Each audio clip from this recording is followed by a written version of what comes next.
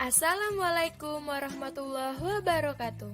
Hai semua, saya Zalza, perwakilan dari kelompok 5 yang akan memandu presentasi video mata kuliah Etika Profesi Hukum kali ini. Nah, pada kesempatan ini, saya akan menjelaskan materi yang berjudul Kode Etik Profesi Hukum, mulai dari pengertian, hakikat, perbedaan, fungsi, dan penjelasan-penjelasan menarik lainnya. Semoga teman-teman semua menikmati tayangan ini. Kalau begitu, langsung saja kita simak. Selamat menonton! Yang pertama, hakikat makna kode etik. Berikut penjelasannya. Kode etik sendiri merupakan penjabaran tingkah laku dalam menjalankan tugas profesinya untuk mewujudkan keadilan dan kebenaran maupun pergaulan dalam masyarakat yang harus dapat memberikan contoh dan suri tauladan dalam kepatuhan dan ketaatan kepada hukum. Kode etik profesi hukum merupakan bentuk realisasi etika profesi hukum yang wajib ditaati oleh setiap profesional hukum yang bersangkutan. Merupakan manifestasi konkret dari kode etik adalah terlaksananya pedoman atau tuntunan tingkah laku yang sudah disepakati dalam upaya pelayanan kepada masyarakat. Kode etik merupakan rumusan norma moral manusia yang mengemban profesi itu. Perbedaan kode etik dan hukum positif. Antara hukum dan etika profesi mempunyai persamaan dan perbedaan. Persamaan dua-duanya memiliki sifat normatif dan mengandung norma-norma etik bersifat mengikat. Di samping itu, mempunyai tujuan sosial yang sama, yaitu agar manusia berbuat baik sesuai dengan norma masyarakat, dan bagi siapa yang melanggar akan dikenai sanksi. Adapun perbedaannya mengenai sanksi dalam etika profesi hanya berlaku bagi anggota golongan fungsional tertentu atau anggota suatu profesi. Sanksi hukum berlaku untuk semua orang dalam suatu wilayah tertentu, semua warga negara atau masyarakat. Apabila terjadi pelanggaran dalam etika profesi ditangani oleh perangkat dalam organisasi profesi yang bersangkutan, misalnya oleh Majelis Kehormatan.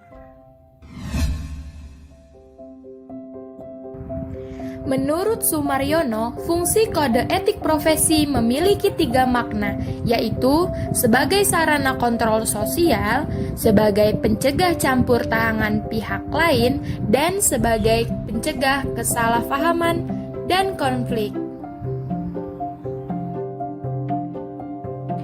Pada dasarnya, kode etik itu bertujuan untuk di suatu pihak menjaga martabat profesi yang bersangkutan, dan di lain pihak untuk melindungi pasien atau klien dari penyalahgunaan keahlian dan atau otoritas profesional. Pada dasarnya juga, kode etik itu termasuk kelompok kaidah moral positif. Berikut adalah tujuan kode etik profesi. Yang pertama, untuk menjunjung tinggi martabat profesi. Yang kedua, menjaga dan memelihara kesejahteraan para anggota. Yang ketiga, meningkatkan pengabdian para anggota profesi. Yang keempat, meningkatkan mutu profesi. Yang kelima, meningkatkan mutu organisasi profesi. Yang keenam, meningkatkan layanan di atas keuntungan pribadi. Dan yang terakhir, mempunyai organisasi profesional yang kuat dan terjalin erat untuk menentukan baku standarnya sendiri. Yang selanjutnya, prinsip-prinsip dasar kode etik dan pedoman perilaku hakim diimplementasikan dalam 10 aturan perilaku sebagai berikut. Yang pertama, berperilaku adil. Adil bermakna menempatkan sesuatu pada tempatnya dan memberikan yang menjadi haknya. yang didasarkan pada suatu prinsip bahwa semua orang sama kedudukannya di depan hukum. Dengan demikian, tuntutan yang paling mendasar dari keadilan adalah memberikan perlakuan dan memberi kesempatan yang sama terhadap setiap orang.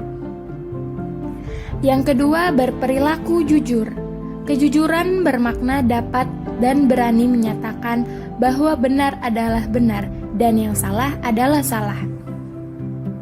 Selanjutnya yang ketiga, yaitu berperilaku arif dan bijaksana. Arif dan bijaksana bermakna mampu bertindak sesuai dengan norma-norma yang hidup dalam masyarakat, baik norma-norma hukum, norma-norma keagamaan, kebiasaan-kebiasaan maupun kesusilaan dengan memperhatikan situasi dan kondisi pada saat itu, serta mampu memperhitungkan akibat dari tindakannya. Yang keempat, bersikap mandiri.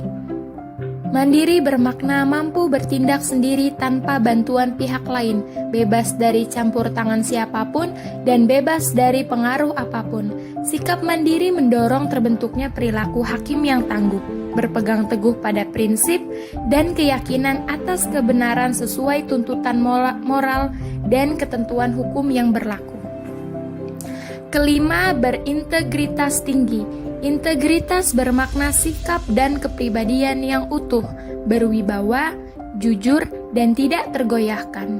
Integrasi tinggi pada hakikatnya terwujud pada sikap setia dan tangguh berpegang pada nilai-nilai atau norma-norma yang berlaku dalam melaksanakan tugas. Keenam, bertanggung jawab.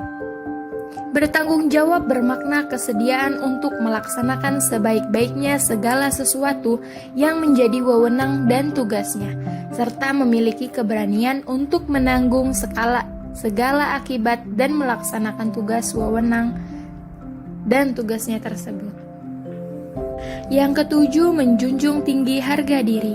Harga diri bermakna bahwa pada diri manusia melekat martabat dan kehormatan yang harus dipertahankan dan dijunjung tinggi oleh setiap orang. Yang kedelapan, berdisiplin tinggi. Disiplin bermakna ketaatan pada norma-norma atau kaidah-kaidah yang diyakini sebagai panggilan luhur untuk mengembang amanah serta kepercayaan masyarakat pencari keadilan. Yang kesembilan, berperilaku rendah hati. Rendah hati bermakna kesadaran atau keterbatasan kemampuan diri, jauh dari kesempurnaan dan terhindar dari setiap bentuk keangkuhan. Yang terakhir, ke-10, bersikap profesional. Profesional bermakna suatu sikap moral yang dilandasi oleh tekad untuk melaksanakan pekerjaan yang dipilihnya dengan kesungguhan, yang didukung oleh keahlian atas dasar pengetahuan, keterampilan, dan wawasan luas. Nah, setiap pemimpin pengadilan harus berupaya bersungguh-sungguh untuk memastikan agar hakim di lingkungannya mematuhi pedoman perilaku hakim ini. Pelanggaran terhadap pedoman ini dapat diberikan sanksi yang tegas. Kode etik profesi belum dapat diterapkan dengan maksimal. Menurut Abdul Qadir Muhammad yang dikutip oleh Niru Anita Sinaga, mengemukakan alasan-alasan mendasar mengapa profesional cenderung mengabaikan dan bahkan melanggar kode etik profesi. Antara lain, pengaruh sifat kekeluargaan, pengaruh jabatan, dan pengaruh konsumerisme dan kelemahan iman. Nah, perlu diingat ya teman-teman semua, apabila terjadi pelanggaran terhadap kode etik profesi yang mengakibatkan kerugian bagi masyarakat pencari keadilan, maka pihak yang dirugikan harus dilindungi dengan cara pihak yang melakukan pelanggaran harus menanggung akibat atau konsekuensi yuridis, yaitu berupa hukuman atau sanksi. Dengan demikian, penegakan hukum dalam proses penyelesaian masalah yang berkaitan dengan pelanggaran kode etik profesi hukum di Indonesia pada saat ini dan harapan yang akan datang dapat terwujud, atau dengan kata lain, tujuan dari pembuatan kode etik dapat diwujudkan, yaitu terciptanya keadilan bagi masyarakat.